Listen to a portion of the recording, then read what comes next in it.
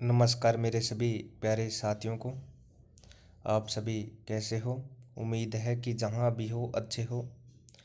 दोस्तों, मैंने कुछ विद्यार्थियों से सुना है कि राजस्थान का जो मैटर है वो स्कूल व्याख्याता में कितना का लगता है। तो स्कूल व्याख्याता में जो राजस्थान इतिहास, कला एवं संस्कृति का जो जो पैटर्न लगता है वो मैं आपको बताने जा रहा हूँ, जिसको हमने प्राचीन और आधुनिक इतिहास में बांटा है। जो स्कूल व्याख्याता भर्ती है, अपने स्कूल व्याख्याता भर्ती जो प्रश्न पत्र प्रथम है, उसमें राजस्थान की कौन सी सभ्यता, कौन सा इतिहास, क्या कुछ मैटर लगता है ऐतिहासिक दृष्टि से, वो बात करने जा रहे हैं।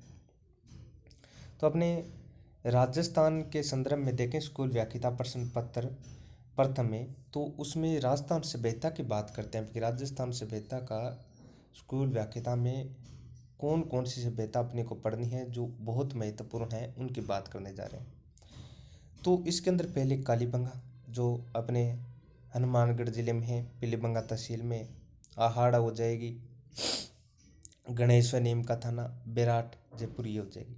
ये चार तो सभ्यता अपने को पढ़ना ही है।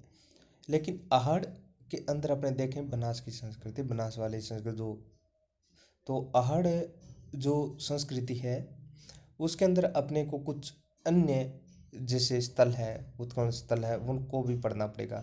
जैसे अपने बात करें कि गिलुंडा आ गया, ओजियाना आ गया, ये कुछ सभ्यता अपने को इसके अंदर पढ़नी पड़ेगी।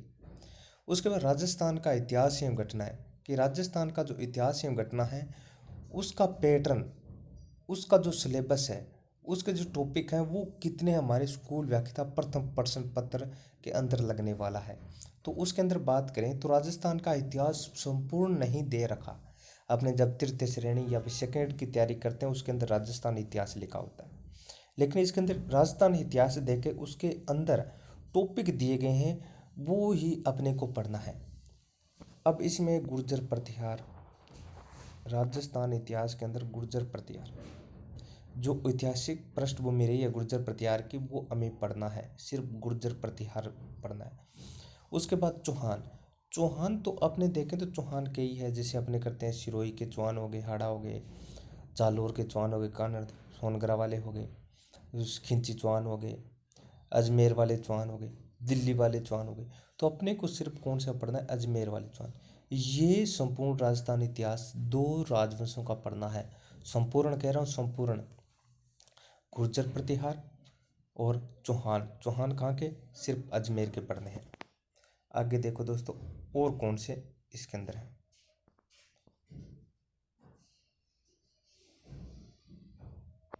दिल्ली सल्तनत कि राजस्थान का एक इतिहास का टॉपिक और है जो अपने स्कूल व्याख्याता फर्स्ट ग्रेड के अंदर जो फर्स्ट पेपर है, प्रथम प्रश्न पत्र है, उसके अंदर राजस्थान का एक और टॉपिक लगता है, उसका नाम है अपने दिल्ली सल्तनत के साथ राजस्थान संबंध। यानी जो दिल्ली सल्तनत है उसने किस पे आक्रमण किया, उस समय उनका आक्रमण का सामना किसने किया, तो जो दिल्ली सल्तनत जिसने आक्रमण किया उनके सामने किस राजा ने उस आक्रमण को झेला, या उन राजस्थान के राजाओं का दिल्ली सल्तनत के साथ क्या संबंध था, किस राजा का क्या था, कौन कौन से राजा पढ़ने हैं, वो बात की गई है।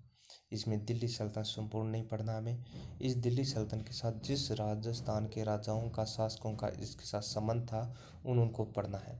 और स्पष्ट दिया हुआ हमारे जो सिलेबस आया है फर्स्ट ग्रेड जो फर्स्ट पेपर है, उस पैटर्न के आधार पर स्पष्ट आगे नाम लिखे गए राजा का, वो ही पढ़ना है हमें। जैसे सबसे पहले हम मेवाड़ के राजा की कर लेते हैं।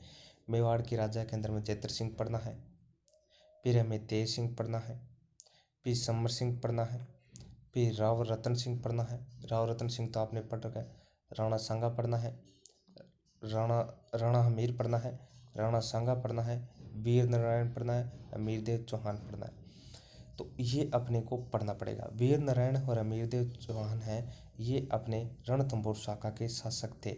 उस समय की यह जो दिल्ली सल्तनत ने आक्रमण किया उस समय का हमें पढ़ना है सिर्फ, और हमीर चौहान का हमें कुछ नहीं पढ़ना। जिस समय दिल्ली सल्तनत के शासकों ने, सम्राटों ने जिस समय आक्रमण किया बस उनके पढ़ने हैं, और सारा हमीर चौहान हमें नहीं पढ़ना।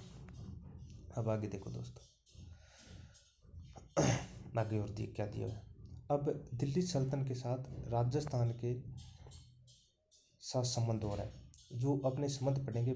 पहले भी हमने यही किया था दिल्ली सल्तनत के साथ राजस्थान संबंध, लेकिन उस समय हमने मेवाड़ की उदयपुर, चित्तौड़गढ़, राजसमंद और रणथंभौर वाले किए। अभी जो अपने करने जा रहे हैं वो जालोर के संबंध करने जा रहे हैं।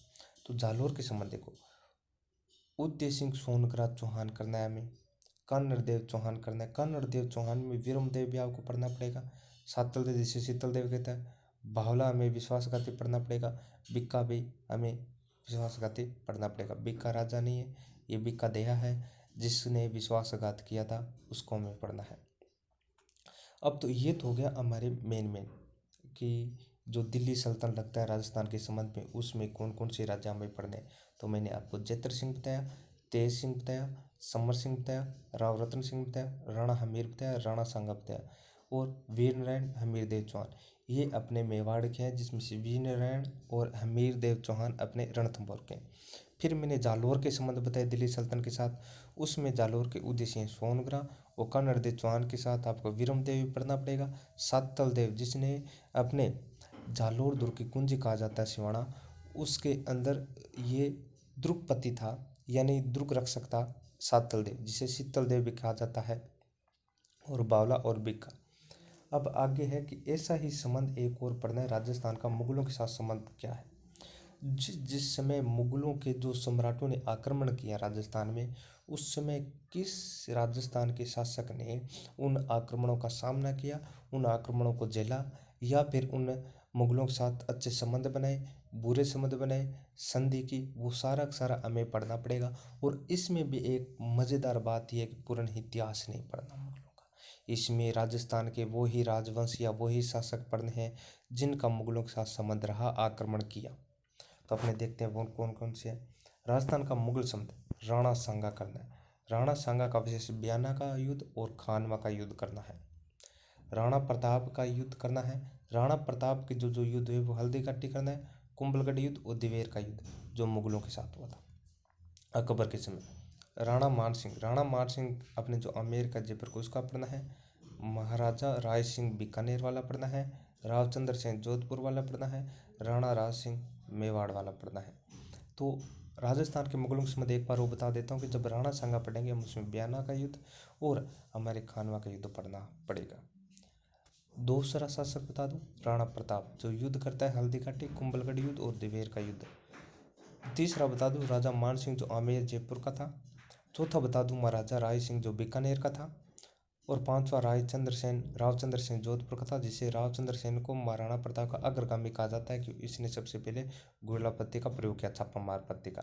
राणा राज सिंह मेवाड़ वाला पढ़ना है, ठीक है ना। ये बड़े बड़े मुद्दे हैं जो हमारे राजस्थान के ऐतिहासिक दृष्टि से जो स्कूल व्याख्याता प्रथम प्रश्न पत्र है उसके अंदर लगता है। इतिहास की बात की है मैंने, इतिहास के अंदर से प्राचीन इतिहास की बात की है मैंने। कौन सी इतिहास की?